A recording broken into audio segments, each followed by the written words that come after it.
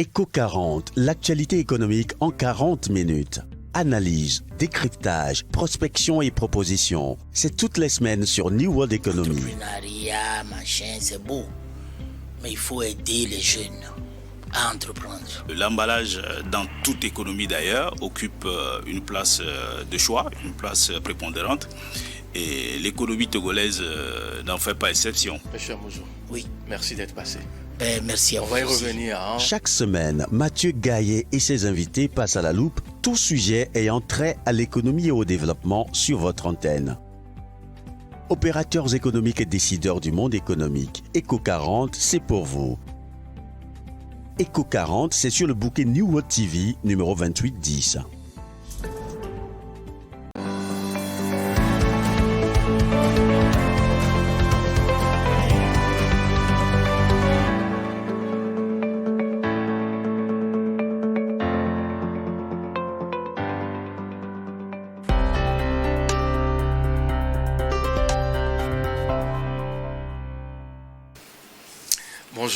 Bonjour à toutes et à tous et merci de votre fidélité à notre programme. Et bienvenue dans Éco 40 consacré à un sujet fascinant et d'une actualité brûlante, l'essor de l'intelligence artificielle en Afrique, défis et actions entre innovation technologique et souveraineté numérique et défis éthiques. Le continent africain se trouve aujourd'hui à un tournant décisif. Pour en parler, nous recevons Franck Niaé. Il est expert en stratégie d'entreprise, consultant au cabinet Oxford Entreprise. Il est consultant en marketing, communication, management, gouvernance, intelligence artificielle et digitalisation de processus d'entreprise. Il accompagne par la même occasion, en consulting et action, les entreprises, organisations et décideurs à la performance de l'efficacité stratégique pour des sauts quantitatifs et qualitatifs. Il vient donc de publier également un ouvrage sur la gouvernance de l'intelligence artificielle en Afrique, Ubuntu IA Act, gouverner l'intelligence artificielle en Afrique, une souveraineté numérique, éthique, politique et technologie. Avec lui, nous allons devoir explorer sa vision, ses propositions et ses convictions sur la place que l'Afrique doit occuper dans cette révolution mondiale. Franck, bonjour. Bonjour Mathieu. Merci d'être là. Avant d'aller dans le vif du sujet, une première question pour démarrer s'impose. Comment définirez-vous, en des termes très simples, l'intelligence artificielle et quels enjeux représente-t-elle concrètement pour le continent africain? Alors, merci. Nous allons essayer de démystifier ce mot intelligence artificielle parce qu'aujourd'hui, l'intelligence artificielle, c'est devenu un mot, un concept à la mode dans tous les débats. Tout le monde parle d'intelligence artificielle. Parfois, lorsque je pense à l'intelligence artificielle, j'ai en mémoire juste un enfant très curieux qui vous observe, qui observe vos habitudes et puis un beau jour vous dit « Tonton, est-ce que tu vas manger encore du poulet ce soir ?» Là, tu es tiqué, puis tu te dis « Mais est-ce que cet enfant-là, il m'observe depuis? Est-ce qu'il est en train de m'espionner ?» Voilà. C'est un peu le concept de l'intelligence artificielle. Et c'est l'ensemble des technologies qui simulent en fait l'intelligence humaine. Ok. Pour planter le décor, vous allez essayer d'imaginer un cerveau en plastique. Un cerveau où il n'y a aucune donnée là-dessus. Un cerveau qu'on va commencer par nourrir. On va commencer par montrer à ce cerveau des images de chats, de chiens, de plantes et autres. Là, on dit à ce cerveau-là, ça c'est un chat, ça c'est un chien, ça c'est une plante. Donc, au fur et à mesure, ce cerveau-là va commencer par identifier sur toute image ce que c'est qu'un chien, ce que c'est qu'un chat, ce que c'est qu'une plante. C'est tout le mécanisme de base des intelligences artificielles. Ça apprend par la donnée. Voilà. Et pour que l'intelligence artificielle soit efficace, il faut qu'on bombarde ce cerveau-là de milliards de données. Ok. Je ne sais pas si vous voyez. Donc, là où l'enjeu revient en Afrique, c'est que si on prend l'exemple du chien, si on nourrit une intelligence artificielle avec juste des races de chiens de l'Europe, cette intelligence artificielle va croire que tous les chiens qu'on lui montre ne sont que, par exemple, des chiens bergers allemands. Cette intelligence artificielle ne saura jamais qu'il existe d'autres races de chiens dans le monde. Voilà. C'est pourquoi l'intelligence artificielle a besoin d'être contextualisée dans nos réalités. C'est là où l'enjeu revient en Afrique. Donc l'enjeu de l'intelligence artificielle en Afrique, c'est d'abord de maîtriser cette technologie pour que cette technologie serve notre développement et notre souveraineté. Le deuxième enjeu de l'intelligence artificielle en Afrique, selon le document Ubuntu, c'est de ne pas nous laisser gouverner par cette technologie. C'est une technologie qui évolue à une vitesse véloce et si nous ne faisons pas attention, nous allons nous laisser gouverner par cette technologie. Parfait. Voilà. Et vous, en particulier, qu'est-ce qui vous a amené à l'intelligence artificielle par pure curiosité, démarche académique, ou il y a une autre vision qui est derrière tout ça? Je dirais les trois. Une anecdote, un jour j'étais en train de saisir mon nom sur Google, mon nom Franck Ignaye sur Google, je tapais juste dans les moteurs de recherche. Vous aussi vous pouvez faire cet exercice. Et j'ai vu les résultats. Et là, j'ai eu un tic, je me suis dit, mais si on analyse bien les résultats, ça veut dire que Google me connaît bien plus que ma famille. Google me connaît mieux que mes amis. Comment cela se fait-il? Toutes ces données que Google est en train de récolter sur moi, ces données sont où? Voilà. Ce qui veut dire que l'intelligence artificielle est très bavarde. L'intelligence artificielle est très bavarde. Pour en revenir aux raisons, sur le plan professionnel, j'accompagne beaucoup d'entreprises dans des processus de digitalisation, dans l'adoption des technologies au-delà. Donc j'ai remarqué premièrement que nous sommes très dépendants des technologies extérieures. Nous sommes totalement dépendants. Et cette dépendance, ce n'est pas seulement une dépendance financière, c'est une dépendance souveraine aussi. Toutes nos données sont à l'extérieur. Nos données de santé, nos données d'économie, nos données d'éducation, toutes nos données de toutes nos entreprises stratégiques sont à l'extérieur. Ça, c'est le premier motif qui m'a conduit à m'intéresser à la gouvernance de l'intelligence artificielle. La deuxième chose, c'est que aujourd'hui, toute la question de souveraineté politique de nos États passe par la souveraineté numérique. Et en termes d'intelligence artificielle, ce n'est pas celui qui utilise la technologie qui a le pouvoir. C'est la personne qui la gouverne. Voilà. Donc, il nous faut en Afrique créer un cadre harmonisé de gouvernance de cette technologie afin que nous puissions marquer de notre empreinte le débat international dans la fixation des normes, dans la fixation des infrastructures, afin que nous ne soyons pas happés par la marche mondiale du numérique. C'est très simple. Alors, on sait que dans votre travail, on sent une vision forte, une ambition claire. Et si vous deviez résumer cette ambition en une phrase, que serait-elle? Mon ambition en une phrase, je dirais, je veux une intelligence artificielle créée par nous les Africains, une intelligence artificielle créée par nous, pour nous, avec nous et jamais contre nous. C'est bien.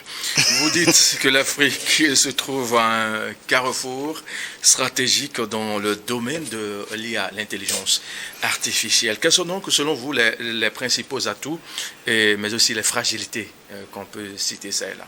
L'Afrique, je dirais, selon le document que nous avons élaboré, l'Afrique a deux atouts et deux fragilités.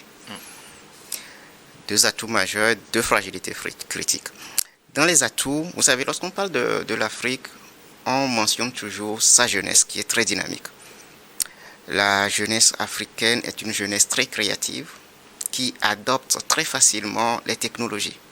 C'est une jeunesse qui arrive à s'en sortir malgré le peu de moyens, à nous faire sortir des startups, des écosystèmes entrepreneuriaux qui sont très vivaces. Donc le premier atout de l'Afrique, c'est sa jeunesse. Le deuxième atout, je dirais, c'est notre diversité. la diversité culturelle, sociale, linguistique de l'Afrique. C'est un contexte très fertile pour l'implémentation d'intelligence artificielle assez résiliente qui seront axées sur nos réalités. Oui. Donc les deux principaux atouts de l'Afrique, c'est d'abord sa jeunesse et sa diversité. Maintenant, les deux fragilités critiques de l'Afrique, premièrement, c'est la dépendance technologique. Nous dépendons quasiment des technologies de l'extérieur. Imaginez que 70% de nos données critiques, de nos données stratégiques se trouvent à l'extérieur. C'est un peu comme si nous confions notre argent aux voisins. 70% de nos données stratégiques africaines sont dans des serveurs étrangers. C'est carrément pas possible. Et la deuxième fragilité de l'Afrique, c'est une dépendance de régulation.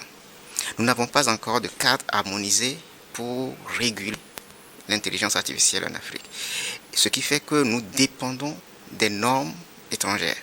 Nous dépendons quasiment des normes étrangères. Nous n'avons pas encore notre mot à dire sur la régulation internationale de l'intelligence artificielle. Voilà. Alors, un autre concept que vous développez dans votre document attire l'attention sur la colonisation algorithmique. Pouvez-vous nous expliquer un peu plus davantage de quoi il est question à ce niveau? La colonisation algorithmique, je dirais que c'est la colonisation du XXIe siècle. Vous savez, avant, les étrangers venaient pour, en griffe, voler nos ressources et nos minerais, voler nos territoires. Mais aujourd'hui, la ressource qu'on veut nous voler, ce sont nos données. Donc, je dirais simplement que la colonisation algorithmique, c'est ce phénomène par lequel les intérêts étrangers, j'entends par intérêts étrangers, des entreprises étrangères, des nations étrangères, qui s'accaparent de nos contenus, qui s'accaparent de notre valeur numérique en exploitant, en collectant nos données et en nous imposant leurs normes. C'est tellement simple. Voilà. La colonisation algorithmique, c'est une colonisation tellement silencieuse, mais qui est très néfaste aussi. Qui est très néfaste. Parce qu'aujourd'hui, si nous voulons imposer des régulations et que nous n'avons pas encore cette capacité à gouverner nos propres données, comment est-ce que nous allons nous montrer à la face du monde? C'est pas possible. Les entreprises étrangères viennent, collectent nos données, elles les traitent comme elles veulent et elles nous imposent des réalités dont nous ne sommes même pas au courant. Et c'est très pernicieux en termes de colonisation du XXIe siècle. Alors, dans vos travaux, vous analysez trois grands modèles de gouvernance, le modèle américain, le modèle européen et celui chinois. Qu'est-ce que ces approches nous apprennent? La gouvernance de l'intelligence artificielle, nous avons dans ce document eu à analyser les trois grandes approches actuelles qui sont en vogue actuellement. Le modèle américain, c'est une gouvernance, je dirais une gouvernance dominée par le marché. C'est le marché qui gouverne l'intelligence artificielle. On favorise la libre concurrence. Vous allez voir que les plus grands modèles d'intelligence artificielle aujourd'hui, que ce soit ChatGPT, Gemini et autres, là, viennent des Américains. Parce que là, c'est du capitalisme pur. C'est le marché qui gouverne. C'est la gouvernance par le marché. Au niveau de l'Europe, c'est plutôt la gouvernance par le droit. L'Europe est championne dans l'élaboration des tests juridiques, dans l'élaboration des régulations pas possibles. Certes, c'est bien, mais ça freine aussi l'innovation. Et au niveau du modèle chinois, bon, on ne va pas parler du modèle chinois, on dira plutôt le modèle asiatique. C'est la gouvernance par l'État. C'est l'État qui fixe les normes. Et l'intelligence artificielle dans le modèle asiatique, c'est que ça doit servir la politique d'État. Et il faut dire que tous ces trois modèles ne s'adaptent pas à l'Afrique, selon l'analyse que nous avons eu à faire dans le document. Parce que l'Afrique a sa propre histoire. L'Afrique a ses propres infrastructures. Nous n'avons pas encore un marché de capitalisme assez dense comme aux États-Unis. Aux États-Unis, nous n'avons Chine pas même. Non. en Europe aussi, nous n'avons pas encore un corpus réglementaire capable d'élaborer en un temps de mouvement des règles pour encadrer l'intelligence artificielle. Donc tous ces modèles ne s'adaptent pas à l'Afrique. Nous ne pouvons pas. Et nous ne voulons pas aussi d'une IA qui censure, d'une IA qui surveille, comme par exemple en Chine. Nous ne voulons pas d'une IA qui surveille. Nous ne voulons pas d'une IA très transactionnelle où le seul objectif, c'est le bénéfice, comme aux États-Unis, comme en Amérique. L'Afrique a besoin de tracer sa propre voie. C'est pourquoi nous proposons un modèle hybride que nous appelons le modèle Ubuntu. Le modèle Ubuntu, on va forcément parler de ça dans le reste de courant de cette émission. Alors justement, selon vous, à quoi ressemblerait un modèle africain de gouvernance de l'intelligence artificielle et quels en seraient les piliers fondamentaux? Dans notre document, nous avons élaboré 3 piliers pour la gouvernance de l'intelligence artificielle en Afrique. Le premier pilier, c'est tout de go la souveraineté de nos données, de nos infrastructures. C'est sine qua non. Si nous voulons gouverner l'intelligence artificielle, il faut que nous ayons nos données chez nous d'abord, sur nos propres serveurs. C'est important. Maintenant, le deuxième pilier qui est même la trame même de la gouvernance que nous proposons, c'est le volet éthique, la gouvernance éthique de l'intelligence artificielle. Nous en reparlerons tout de suite. Le volet éthique de l'intelligence, c'est le deuxième pilier. Le troisième pilier, c'est la gouvernance participative. Il faut que l'État, la société civile, le privé mettent la main à la pâte pour que cette gouvernance soit inclusive. C'est bien. Voilà. Alors, vous faites souvent référence à la philosophie africaine, notamment à l'Ubuntu. C'est même le titre de votre document, si on peut jeter un coup d'œil, si vraiment la technique est déjà prête sur ce point. Comment cette vision du collectif peut-elle, en réalité, inspirer la manière dont l'Afrique pense et encadre l'intelligence artificielle? Vous savez, l'Europe dit... Je pense, donc je suis. Si on se réfère à Descartes, je pense donc je suis. Mais en Afrique, nous disons je suis parce que nous sommes. Ça, c'est l'Ubuntu. Aujourd'hui, l'intelligence artificielle, telle que nous la concevons, c'est un modèle tellement froid, tellement individualiste. Et Ubuntu veut mettre de l'humanisme et du relationnel dans l'intelligence artificielle. Oui. Ce qui veut dire que nous voulons que l'intelligence artificielle serve à la communauté et non au profit individuel. Je ne sais pas si vous avez vu les actualités. Il me semble la semaine passée, on a licencié plus de 60 000 personnes au niveau d'Amazon. On les a remplacées par l'intelligence artificielle. Voilà. Est-ce que c'est cette intelligence artificielle que nous voulons en Afrique? Non. Cette intelligence artificielle détruit plutôt l'humain. Donc avec Ubuntu, dans la gouvernance de l'intelligence artificielle, avec le modèle Ubuntu, nous replaçons l'humain dans le centre du débat. Il faut que l'intelligence artificielle ne remplace pas l'humain, mais augmente l'humain dans ses capacités, dans sa réflexion et autres. C'est cette éthique que nous voulons que l'Afrique apporte dans le débat international sur la gouvernance de l'intelligence artificielle. Et nous pouvons le faire. Alors, venons-en maintenant aux solutions que vous proposez, ça et là. Vous avez fait beaucoup de propositions dans votre document. Vous parlez d'abord de la création d'autorités, si on peut se permettre de le dire, l'autorité nationale de l'intelligence artificielle.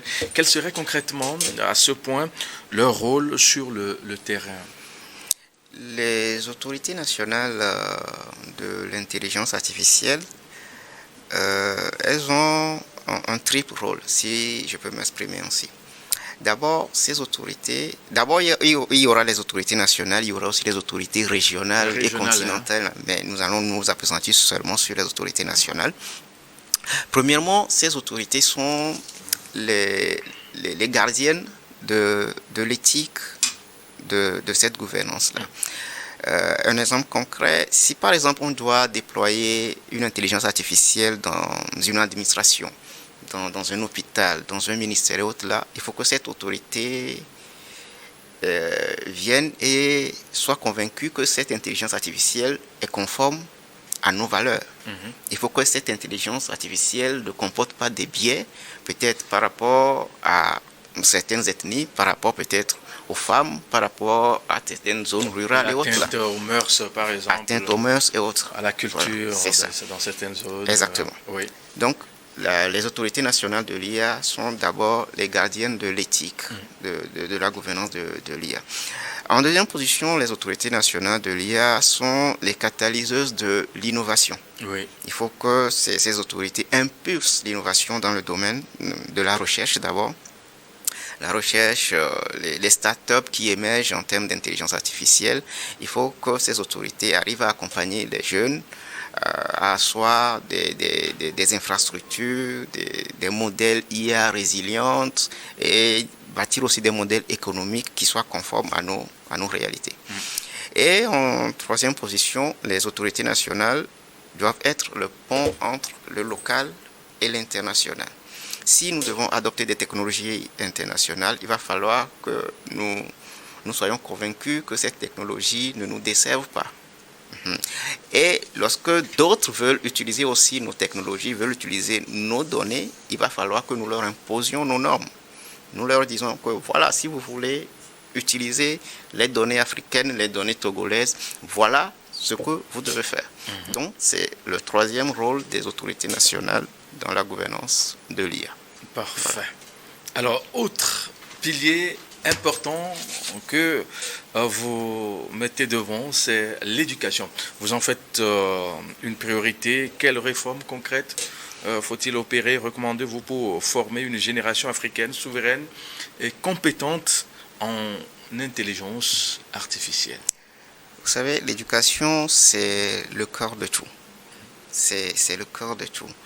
Souvent, lorsque vous scrollez les réseaux sociaux chinois, par exemple, vous allez voir dans les vidéos et autres, là, vous allez voir des jeunes Chinois qui commencent par s'intéresser aux ordinateurs, à la programmation et autres. Là. Voilà. On a l'impression que voilà, la Chine est déjà en avant-garde sur ces questions-là. Donc, il va falloir qu'en Afrique aussi, nous commencions par repenser toute l'éducation, dès le primaire jusqu'à l'université. Donc, nous proposons que déjà dès le primaire, qu'on imprime l'esprit computationnel chez les enfants. Que les enfants soient capables d'interroger des algorithmes. On ne dit pas que les enfants deviendront tous des programmeurs, des développeurs. Non. Parce que la révolution de l'intelligence artificielle, c'est une révolution qui ne reviendra plus en arrière.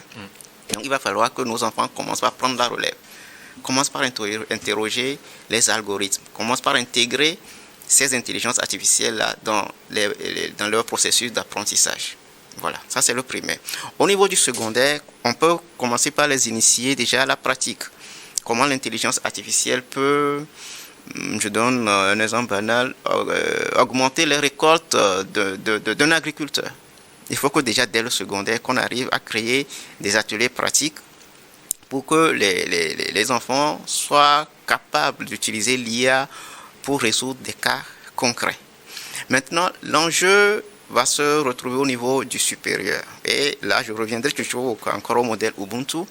Dans le modèle supérieur, il faut des clusters où il y aura à la fois des techniciens, des philosophes, des sociologues, parce que l'IA, selon le modèle Ubuntu, ce n'est pas seulement le volet technique. Oui. Il y a le volet philosophique aussi de la chose. Il y a le volet social de la chose. Donc, à la fois les techniciens, les informaticiens, les philosophes, les psychologues, les linguistes et autres se retrouvent ensemble et réfléchissent à ce que l'intelligence artificielle soit une intelligence artificielle qui serve notre développement et notre souveraineté. Dans vos travaux, vous introduisez un concept intéressant, la diplomatie algorithmique, qui aujourd'hui devient un mot qui revient très souvent dans vos explications.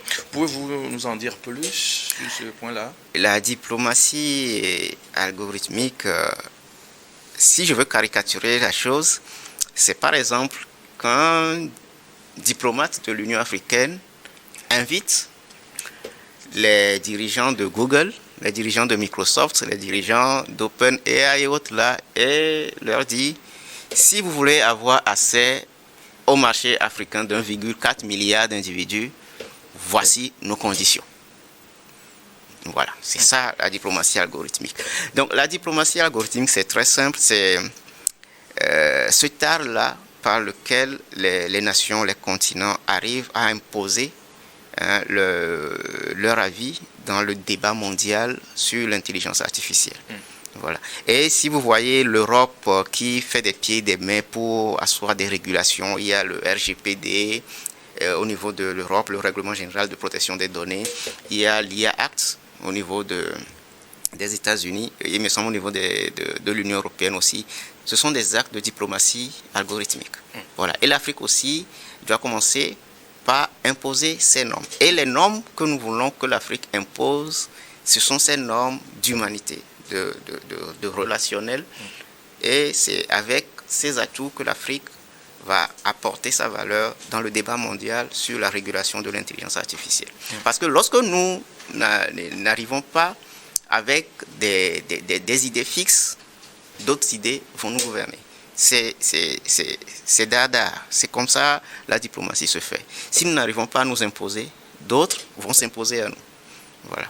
Donc il faut que l'Afrique arrive à former, je peux dire, des diplomates algorithmiques, des diplomates du numérique pour aller s'asseoir à la table des géants et imposer ces normes et valeurs.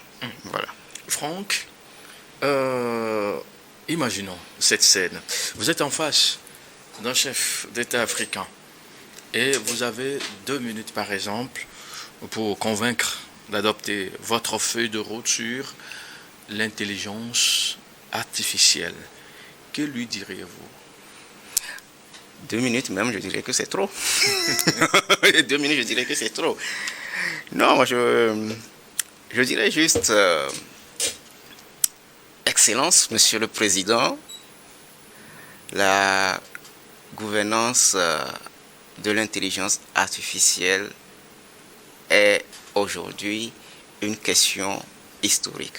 Si nous ne gouvernons pas le numérique, d'autres peuples vont nous gouverner demain.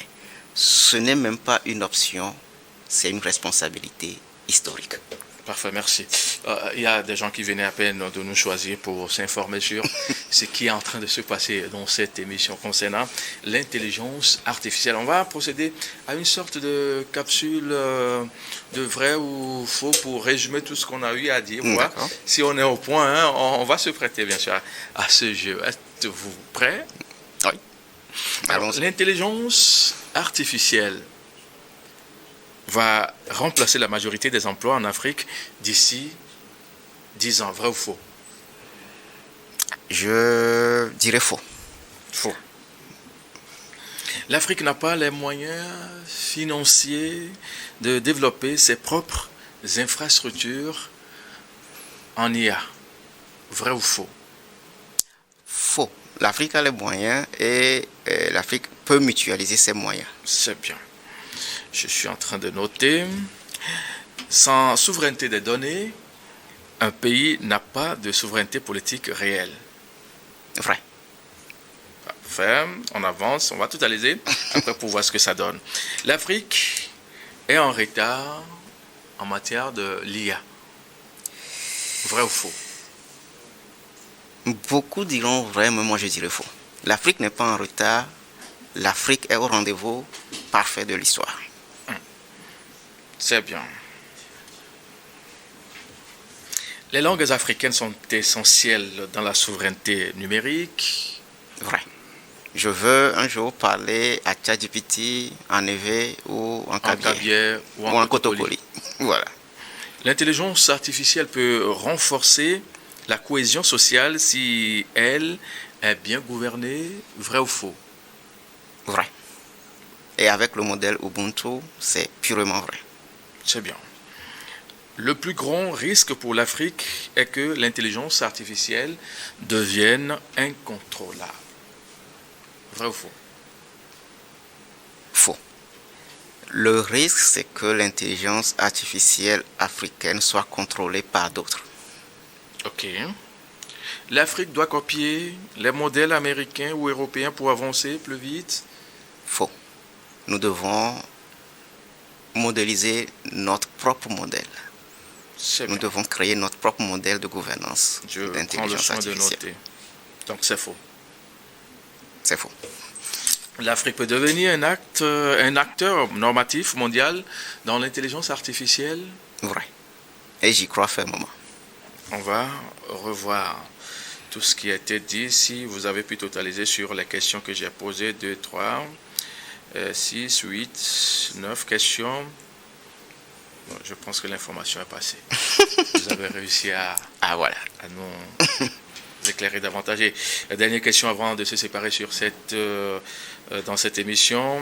Comment voyez-vous l'Afrique dans 20 ans si ce modèle est mis en œuvre? Et l'inverse, que ce risque-t-il de se passer si nous restons spectateurs de cette révolution? Je dirais dans les deux cas, je vois quand même une Afrique brillante. Dans les deux cas, je vois une Afrique brillante. Si ce modèle de gouvernance est adopté, je vois une Afrique qui innove, qui exporte ses propres modèles d'intelligence artificielle et qui arrive à les gouverner de manière éthique et responsable. Mais si ce modèle n'est pas adopté, je vois quand même encore une Afrique brillante, mais dépendante cruellement des autres. Et il faut dire que pour conclure, pour chuter, la bataille de l'intelligence artificielle, ce n'est pas une bataille technologique, c'est une bataille de civilisation. Est-ce que vous entrevoyez bien sûr d'organiser une formation dans le domaine? Oui, nous envisageons une formation, d'abord au niveau du secteur privé, pour apprendre aux gens à implémenter l'intelligence artificielle de manière éthique dans les administrations et autres. Nous allons en reparler et voir comment nous pouvons faire passer l'information. Voilà. Par des canaux officiels quand même. Parfait. Alors, on est pratiquement à la fin de cette émission. Quelle est cette information, ce mot que vous avez à l'endroit des uns et des autres, ceux qui doutent toujours et qui se posent mille et une questions sur l'avenir de l'Afrique en matière de l'intelligence artificielle? Je dirais que l'intelligence artificielle aujourd'hui, c'est comme si nous avons déjà entamé le processus et nous devons le continuer et arriver à maîtriser cette technologie. Il faut que cette technologie serve notre développement. Il va falloir que nous mettions en place des actions, des stratégies pour que nous ne soyons pas envahis, par cette technologie. Et c'est faisable. Nous avons le potentiel humain et si les politiques nous supportent, je pense que l'Afrique a une belle histoire à raconter dans le domaine de l'intelligence artificielle. Merci Franck, merci d'être passé. Merci. Pour cet échange inspirant, merci bien sûr. L'intelligence artificielle n'est pas seulement une affaire de technologie, c'est avant tout une question de vision, de valeur et de souveraineté. L'Afrique a aujourd'hui l'opportunité d'inventer son propre modèle fondé sur sa culture, son humanisme et son potentiel d'innovation.